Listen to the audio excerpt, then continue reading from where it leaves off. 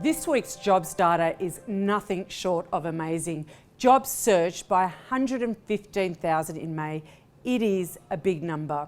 To put it in perspective, the consensus estimate was for a rise of only 30,000.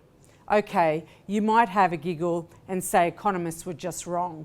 But let's compare the result against some other numbers. The average monthly rise in jobs in the past year has been 80,000. And over the past decade, 16,000. So May's numbers are truly amazing, especially when JobKeeper only expired at the end of March.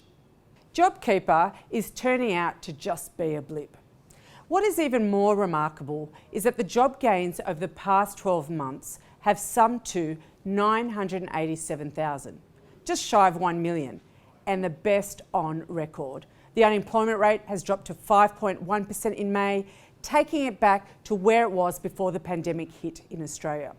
An unemployment rate with 4 in front of it is now within reach this year, and the possibility of Australia reaching full employment earlier than what the Reserve Bank has been expecting. As way of background, an unemployment rate in the high 3s to low 4s is what the RBA thinks would be consistent with full employment and where wage pressures would start building.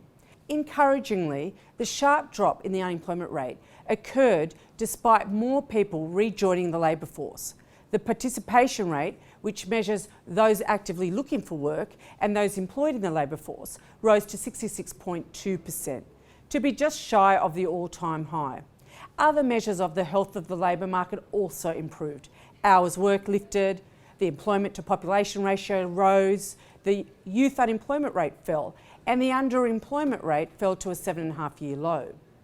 The jobs growth is reflecting the strong economic recovery underway, which has been led by consumer spending. However, the recovery is now also being supported by an expansion in business investment. Indeed, business spending has experienced a strong uplift, especially in spending on machinery and equipment, as businesses take advantage of generous government tax incentives. Now, businesses are reporting labour shortages, and that it is hard to find the right type of labour. These reports might become louder with the faster than expected tightening in the labour market. The Reserve Bank Governor, Philip Lowe, gave a speech yesterday. He spoke about firms facing these labour shortages. He talked about 2 approaches firms could take to deal with these shortages. One is to lift wages. The other was to adopt non-wage strategies. The RBA is of the view that it is the latter approach that firms are mostly adopting, which means, in their view, wages growth will continue to grow only slowly and gradually.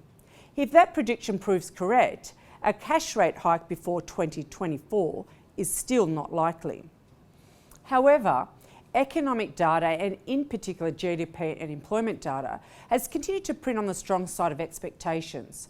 For example, the unemployment rate peaked lower and earlier than anticipated last year and is now likely to hit the RBA's forecast of 5% in December of this year and 4.5% in December of next year, sooner than expected by the Reserve Bank. This backdrop throws up the risk that wage pressures could also build up faster than what the RBA is anticipating.